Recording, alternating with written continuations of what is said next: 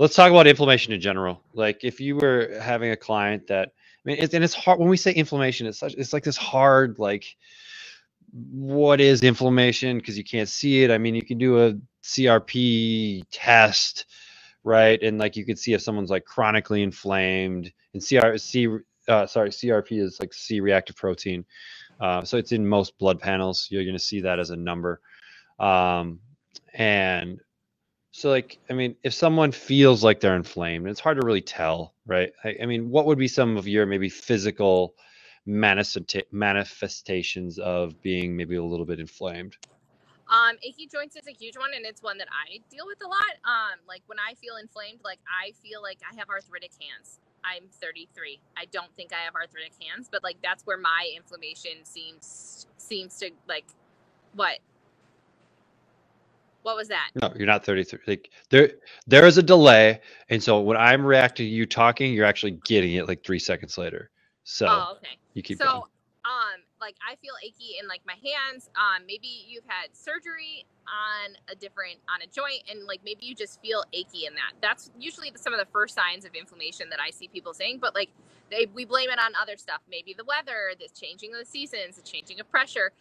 That can be inflammation. I think a lot of people, when they start logging their food, they start noticing things like bloating can be another sign of inflammation. Other things like that, but you don't notice that maybe because it's so chronic, and we're dealing with chronic inflammation, you won't notice it until you start paying more attention, and maybe you eliminate foods or you switch your oils or that kind of stuff to know that you're actually inflamed. So, yeah, I mean, I think that's good with the joint stuff. Really understanding what's going on with your joints, and then like you can get blood work done. Where like a C-reactive protein test will tell you if you're full body, like chronically inflamed. Which if that's high, then you need to start doing some stuff because now it's showing up in blood work.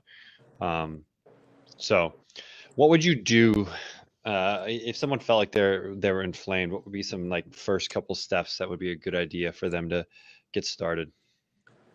I would go to, like, when people are chronically inflamed, I would usually go to what kind of foods are you eating and potentially into an elimination style diet, which if you're trying to lose weight, that's not like the normal way that Trevor and I go about working with clients. But like in this state, if someone's dealing with chronic inflammation, I would look to foods that lead people to being chronically inflamed.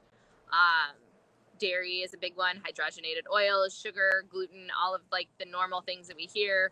And we hear a lot, but I would go to stuff like that and kind of trying to find which one is causing the most of the problem. Right, because really inflammation is just a reaction that's happening in your body, right? And so you might be eating a food that your body doesn't agree with, and so it's mounting a defense against that to an extent, or attacking it and creating this cytokine response inside the body, which is causing inflammation, right? And so if you're mildly lactose intolerant, like having milk will create that, or maybe like you said, gluten. Maybe it's other common allergens, like what would be other common ones? Corn, soy. What are some of the other big ones? Soy.